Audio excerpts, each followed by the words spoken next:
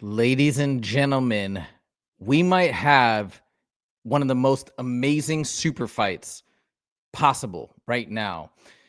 And hear me out. You might say it's not the most competitive fight. You might say that what you're seeing here, Sean Strickland versus Khamzat Chimaev, is going to be a pretty quick fight. It's going to be Khamzat dominating Sean Strickland. I know that's what most people feel would happen if these two were to be matched up. But think about everything else that builds up a massive fight, that makes a super fight. Some of the most notable fights where people got super amped, obviously the biggest one of all time, Conor McGregor versus Khabib Nurmagomedov. There was a real grudge there, actual hatred. There was a bus that was smashed, windows. Conor went crazy. There was all this beef back and forth. The press conferences were insane, almost uncomfortable, but that buildup was insane and it was real. It was true hatred between those two guys at the highest level for the belt. And that was the pinnacle of the sport in terms of engagement, in terms of pay-per-view buys and all these things. We also had a huge grudge match with Colby Covington versus Jorge Masvidal. That didn't do nearly as well. But again, it wasn't a title fight. It was a true grudge match. But think about how that entire feud evolved. They were best friends, all of a sudden became worse enemies. And I think these foundations, again, for us MMA fans, while we want to see combat, we want to see competition, we want to see fighting at the highest level, it does make it more exciting when there is true beef, when there's truly a difference. In DDP versus Khamzat, we didn't need it because we were so intrigued by the matchup. Now, it ended up being a one-sided match, but leading into it, a lot of people, I feel like most pundits were actually picking DDP. Most MMA fighters were picking DDP, even though the odds had it the other way. So that made it intriguing in and of itself. But for this one, there's true bad intent. There's been a lot of things. It's been one-way traffic, but there's been a lot of things that Sean Strickland has said publicly about Khamzat. But again, this story begins with these two as friends. They're not just talking smack from across the globe. They began as friends that trained at Extreme Couture together. I don't know how tight they were, but you could tell they probably got along. Both these guys, you hear the stories, both these guys like to spar hard. I guarantee you they respected each other. I'm sure Sean respected Khamzat. Obviously, we know what he's done now. He's become champ. Very, very tough guy. And I have to believe that they got along while they were together training. But things have since taken a turn, and that's what makes this fight so intriguing, regardless of how it goes. And by the way, I don't know. I do believe Khamzat Chimaev would definitely win this fight. I just think he is going to be better everywhere, even though Sean Strickland, let me back that up for a second. Sean Strickland's got a better jab, that's for sure. Everybody says he's got the best jab. He's a very good defensive fighter, but I do think Sean has been saying some things about his grappling. I do think there's going to be a big skill differential there, and that's going to lead to a striking advantage as well if Khamzat and Sean do decide to keep it on the feet. So anyways, that's my 2 cents. But that being said, it's still going to be a great fight. Sean's going to be hard to finish. He has historically been very, very hard to finish. So you know it's probably going to be a banger. So that's my 2 cents. But without further ado, I am going to prove my case that this is an unbelievable fight by going through the entire history of Sean and Khamzat. I'm also going to show some clips back in the day of Sean versus DDP and that buildup and all the crazy things that happened to show you and to prove to you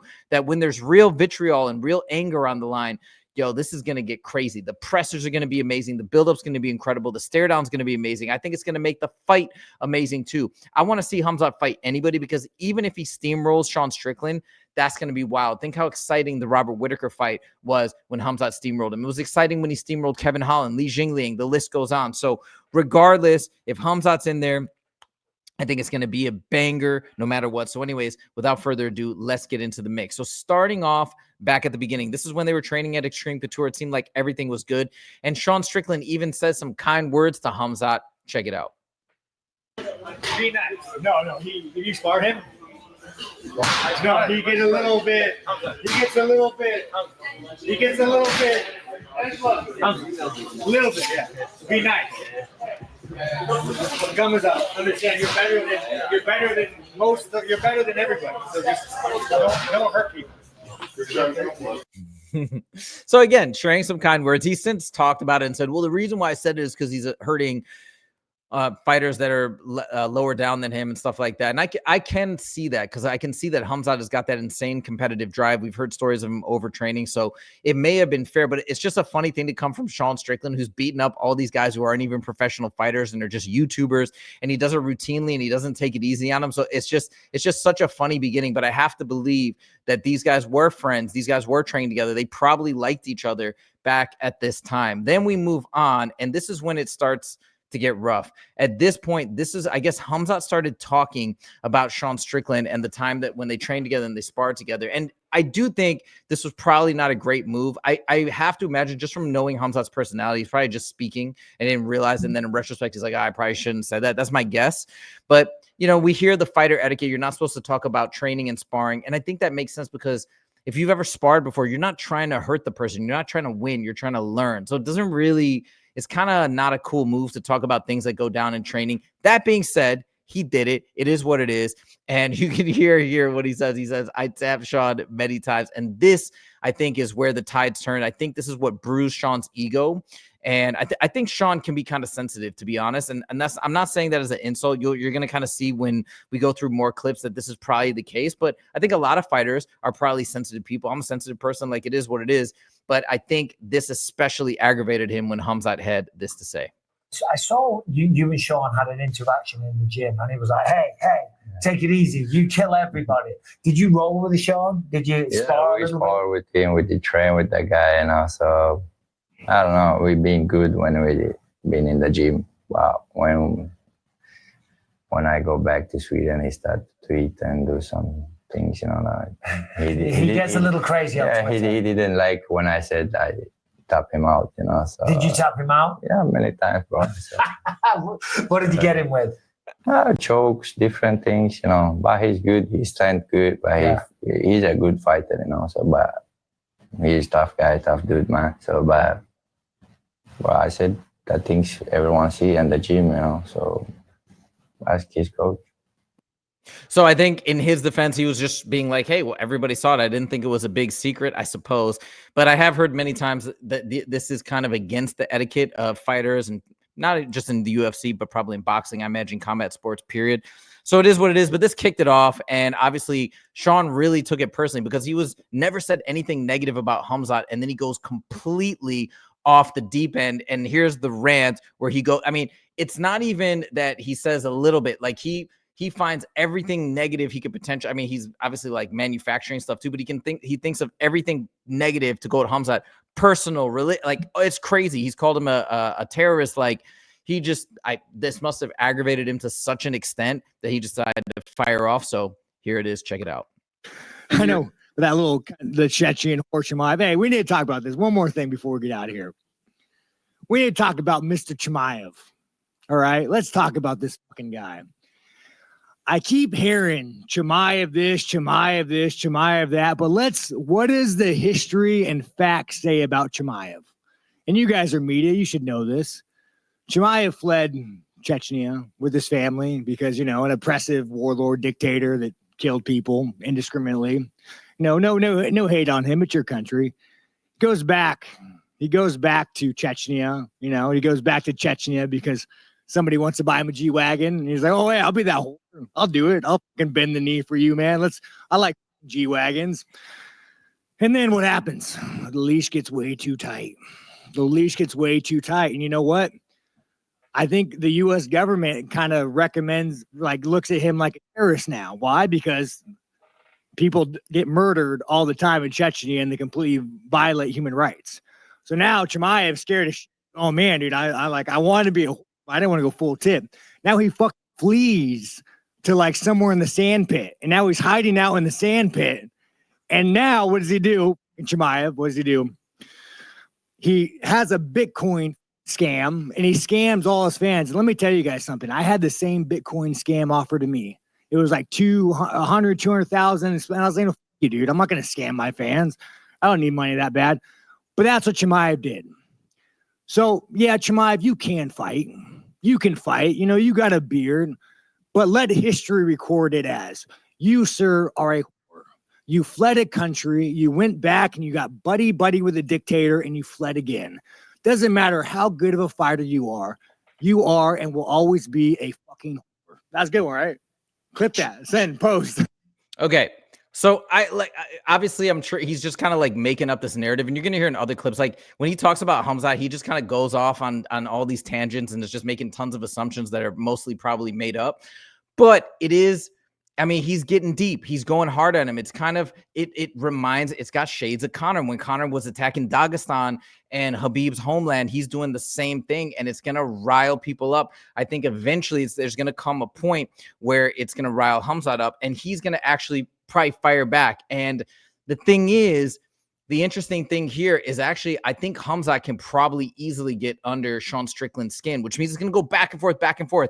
And I'm going to show you why later on with some more clips that I do think that's going to happen. Sean is going to talk and talk and talk and do his thing like he always does. But Khamzat's not going to be afraid or intimidated whatsoever to go back and forth with him. So I think this presser and all this buildup is going to be insane. Sean's going to get deep. He's going to get personal. Khamzat's going to fight back. They truly dislike each other. There's no manufactured beef here. You know, another beef that I was so excited for was Ilia Topuria versus Paddy Pimblett. I'm still kind of excited about it, but I swear in that one presser where they pounded each other, they fist bumped. I'm like, you can say that he was trying to troll him and then Ilia just pounded him back. But like, if they really hated each other, if they were really that upset, I'm sorry, that wouldn't have happened. So to me, that the cover's kind of been blown on that one. Maybe there's still some beef there. I don't care. I still want to see that fight. That fight is still interesting. But like, you think these guys would ever fist bump each other? No, Sean would probably take a swing at him if he ever got that close to him. So it's a totally different thing and a completely different energy that's going to make it amazing. Now, this is Sean Strickland's video that he posted right before Khamzat versus DDP. Again, he doubles down, triples down on ragging on Khamzat. Listen to what he has to say here. So I keep getting asked about my predictions. I'll give it to you, man. I think that Dricus is going to break him 5th round. The only thing is, when you train with these guys, man, when you train with these Chechens for 1 round, dude, it is like you're wrestling a parasite. Like, they go full sin. Now, I've been training with these guys for so long that, like, I kind of know how to do it. I'm not really too threatened by it. But I just don't know if Dricus is experienced training with these guys like I have. But, you know, man, I think what people overlook, though, and I think this is where this fight's going to come down to, who's a bigger man. In my opinion, man, Chimaev's a weak man. I know he's made his entire career about being this big, scary boogeyman. But, like, dude, you look at his history. Every time he's had a tough fight with a welterweight, there's always some fucking excuse. You know, I broke my hand. It's fucking Ramadan. The reason why I look like this is because this. Like, no, dude, it's because you got tested, and the test came back. Is like, you're not really that big, scary of a man. And you know, even like COVID, dude, like the guy retired during COVID. You know, I was the one that retired him. He happened in our gym, trained with me, walked out of the gym, the whole gym seen it. And I think it just it goes to show you that he's a weak man. And I'll give you an example. Like, you could remove my lung, you could, whatever the fuck it takes. I'm going to stay in there and fight. But the fact of the matter is, Ali had to call you and drag you back into this sport. You're always on the cusp of wanting to leave and get out of it. You know, and I'll give you another example. There's one time I made a joke about Chechnya, and it wasn't a bad joke. He just kind of took it the wrong way. So he sends a group message, a chat. He starts talking shit to me and threatening me. And I'm like, you know, listen, dude, I actually kicked Chris Curtis out of the chat because he's trying to de-escalate it. I was like, you know, so I sent him a message. I'm like, listen, you misunderstood, dude, but you said some shit. I will see you at 3 o'clock. Show up, be a fucking man. His next message was, oh, no, brother, I misunderstood. It's okay. And I think where this fight really plays out is who's a bigger fucking man. And I just think Dricus is going to fucking break him. I just don't think Chimaev has the heart to fucking fight a bigger, better man. So, yeah, my predictions is Dricus breaks him round 5. Oh my God, that story. I mean, like, hey, look, I'm a fan of Sean Strickland. I just feel like he just wants to do anything to trash Khamzat because that whole story just made no sense. He talks about Khamzat backing out or, you know, almost retiring because of COVID. Dude, he thought he had cancer. He was his life was in danger. Sean had a motorcycle accident. He had to step out for 2 years. I mean, the whole thing is nonsensical. And then the last thing he says is he's always got an excuse when he has a tough fight. Yeah, except for he won all those fights. He's still undefeated. Yeah, he's got an explanation for why it went a particular way, but you're missing the big point that he actually won those fights. Last but not least, he said the bigger man will win. Well, Khamzat won. So now what do we got to say on that front? But anyways, so this is the thing about this, though, is the fact that all the stuff that Sean is saying is so out of left field and so nonsensical that it's actually bodes well for the fight because Sean's just going to go off and he's going to create like false narratives, kind of like I feel like Conor did against Khabib as well in the press buildup. And as probably annoying as that will be for Khamzat, it's going to make for good entertainment. It's going to make for an amazing buildup. I'm telling you, this is going to go crazy. At the end of the video, I'll talk about when I think this could potentially be teed up. I got to think that the UFC, I have to believe that they want this fight to happen. All right. So moving on, Now, he said all that. This is Khamzat post beating DDP. And check out what Khamzat has to say in response to Sean Strickland. It's so good. I mean, Khamzat's so chill about it. I feel like he doesn't care right now. But once they're eventually matched up and they're actually going back and forth, and at the actual presser, like there, dude, I think it's going to be crazy. Check this out. Sean Strickland, your old friend, has been tweeting about you since the fight. He said that when you were in the gym together, he would actually out wrestle you and be better than you in the wrestling over 4 rounds. Bro, Dricus take him down many times, but how can he take me down? Come on. This guy, I beat him everywhere and striking, but this guy just talk too much. So he's a funny guy. He's working with, what is his name? Buratino, or what is it? Yeah, Paulo Costa. Yeah, Paulo. I make them together. The calm is terrifying. He's just so calm and chill about it. But I guarantee you, he will get amped up as well. And I think that calmness just comes from confidence, because I think what Khamzat is saying, I have to believe it's probably the truth. Look at what he's done to everybody thus far. Look what he did to Dricus in terms of the domination. So it's like, he's probably, what he's saying is true. It feels like Strickland is probably fabricating a bit, and it is what it is. And I'm not mad at Sean for doing that, because it makes this build up potentially bigger. This fight should happen as long as Sean can get one more win, or maybe the UFC slots him in there. Anyways, I don't know, but I think this fight, I think the UFC's got to think about this, because this could be a thing. What's more interesting, Imavov versus Khamzat, Caio Borralho versus Khamzat? I mean, even RDR versus Khamzat, or Sean Strickland. The one fight that actually there's real like crazy levels of beef with all the things that Strickland said. And then again, Strickland will hold back nothing. And Khamzat has a lot of ammunition to fight back with. He's got a lot of things that he could say back to Sean Strickland about his past, and just as an example, I'm going to play this clip. If you guys remember when he first fought Dricus the first time in his title defense, when Strickland was champ, listen to, if you just refresh your memory, I'm sure you remember this, but listen to what happened and listen to how triggered Sean gets in this interaction. He said he's going to walk through me, and I'm glad that you won't finish me. You won't even get close. But don't worry.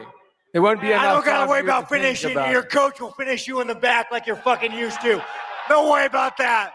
You're going to get fucking finished that night. Your coach got you. Bro, why are you so angry? Bro, you think your dad beat the shit out of you? Your dad doesn't have shit on me. I'm going to show you what it's like to beat you.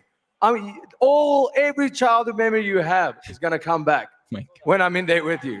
Every single one. The one where you lie in bed at night, where your dad comes in and he beats the shit out of you. I will take your fucking soul. You understand me, you fucking pussy? Yeah, you fucking laugh, you fucking. Yeah, I got a nerve. I see I hit a nerve there. Yeah, you fucking did hit a nerve, you fucking bitch. Go ice your fucking ankle, you fucking coward. Oh, man, that's all right, guys. I mean, right? He brought up that one thing. It's out there.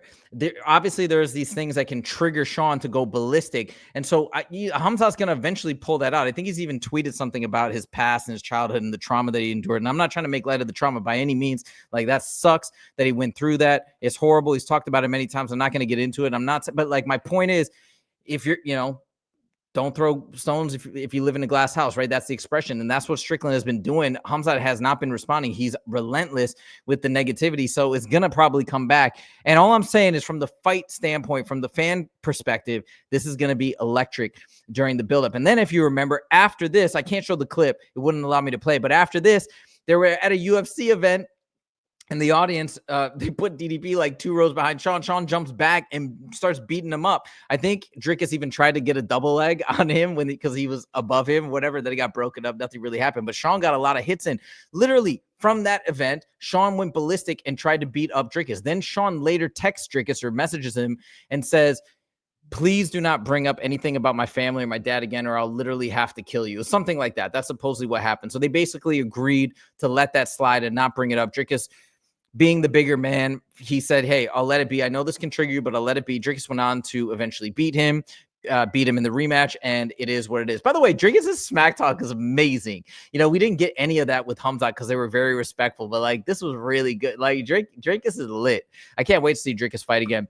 All right, and then after that, they had the fight. So you look at all the roller coaster of emotions that Sean went on. First, he was super mad, then he fought him, and then look at what happened here.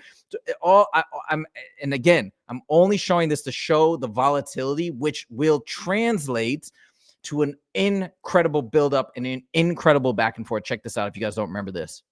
Just sit there like all night long. I'm by like the feet of my mom, and my dad like, oh, I'm gonna fucking kill you and this and that.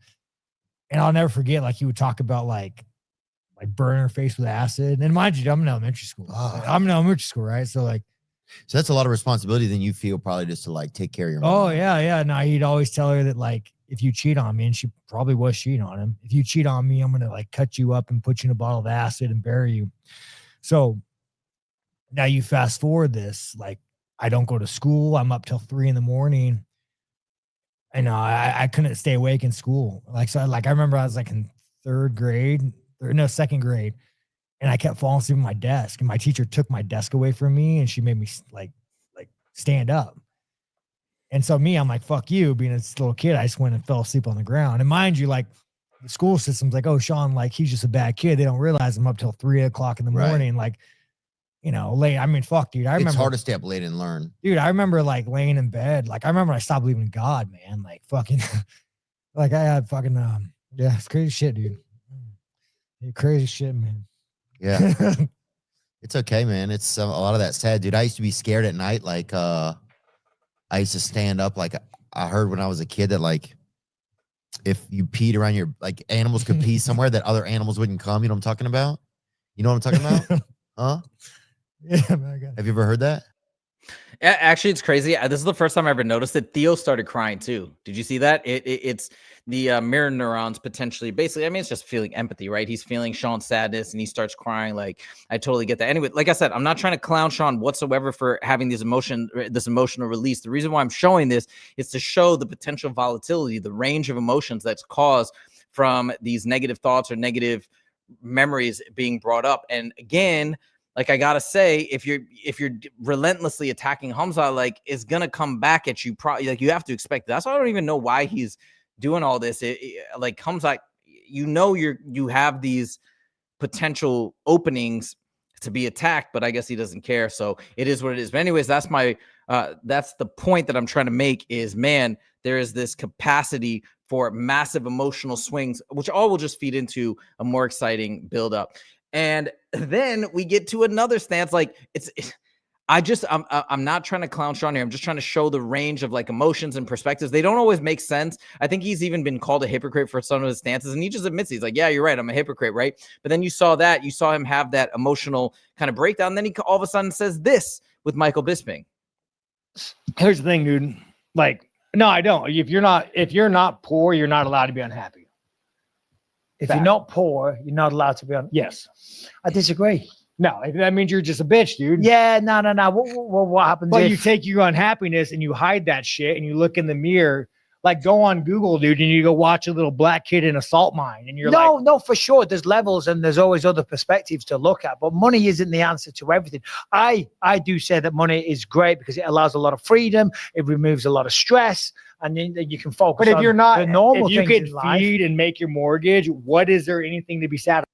Okay, so again, I'm just showing that clip because I think it's kind of interesting that he's talking about like having this range of emotions kind of breaking down, which no shame in that. That's going to happen. We all have our own traumas and things like that. And then he has this to say, like, he's just so all over the place, and he actually hates Khamzat. Like, just imagine, it's going to be wild. Khamzat's going to fire back. Dude, it's going to be so good. And again, if you guys have been around since the Conor Khabib days, I think this is the closest thing we got to that potential buildup. So anyways, that's the backstory. That's the buildup. That's why I think this fight would be incredible. From a stylistic matchup, I mean, let's see. Sean's claiming he can grapple with Khamzat. He's claiming that he can actually out-wrestle him. I don't believe it, but maybe he can stop the takedowns initially to some extent. Maybe we'll still see a little bit of striking, but like, even if it goes to a fast submission, like, that's exciting. I love seeing him steamroll, especially a former champ. Like, when he steamrolled Robert Whittaker, that was amazing. So I'd love to see this fight. I think it would be incredible. Now let's talk about when it could potentially happen. I think what's going to go down is Dana White recently said, if I'm not mistaken, correct me if I'm wrong, but I believe that he is keying up the winner of Imavov versus Caio Borralho in that fight's taking place in September. I think the winner is going to get Khamzat Chimaev. Although you could also see the winner of RDR versus Fluffy Hernandez, depending on the finish and the fight and whatnot, possibly sliding in there. But either way, one of those winners is going to come in and fight Khamzat. So when is that going to happen? Probably not in October like Khamzat wanted, but more likely, my guess, January, maybe February. And again, it lines up with the Paramount deal taking over. So that could be one of the first fights on Paramount or maybe even on CBS as Khamzat is exploding onto the scene, blasted out to the public, bring more eyes to the sport. That's what I think the UFC is probably planning. So then Khamzat has that fight. Sean's suspension ends on December 29th. Okay, so around the same time, it kind of tees up. You get Sean a fight scheduled, even maybe be on the co-main of that card. Think how lit that would be if Sean can get a victory against somebody, not sure who they would match him up yet with, but somebody who he can beat, get him that matchup. Not saying he could necessarily beat Robert Whittaker. That's maybe a possibility. I don't know, but somebody, a known middleweight, but get him somebody that he can beat or is likely to beat. And then they face off in the summer. I'm not saying necessarily the White House card. That could work though. Sean's American. It's just unfortunate because in that case, I imagine if that would be like, that would have to be the headliner, or like co-main at least. And probably the American's going to lose, but that could be epic because Khamzat, I think, has become already the biggest star in the UFC, if not second to Ilya, but he's either 1 or 2 in the UFC right now. And that you can also verify that just by looking at social media numbers. So imagine that super fight on the White House card, but even if it's not on the White House card, International Fight Week or something like that. Unbelievable. That's what I got to say about that. Incredible fight, incredible matchup. And for people who want to be negative about it, again, I'm not just talking about a random person. Sean Strickland is a former champ. Sean Strickland beat Israel Adesanya. He had a very competitive fight against DDP. He's beaten a lot of people. He's at the top of the division. I say we make this fight. We tee it up. This is a home run grand slam for the UFC. Let me know what you guys think in the comments. Do you guys also agree with me? Were you also excited to see this fight and the build up? Or do you think that I'm overhyping it? Let me know your thoughts in the comments. Thank you guys so much for joining. We'll see you in the next video. Take it easy.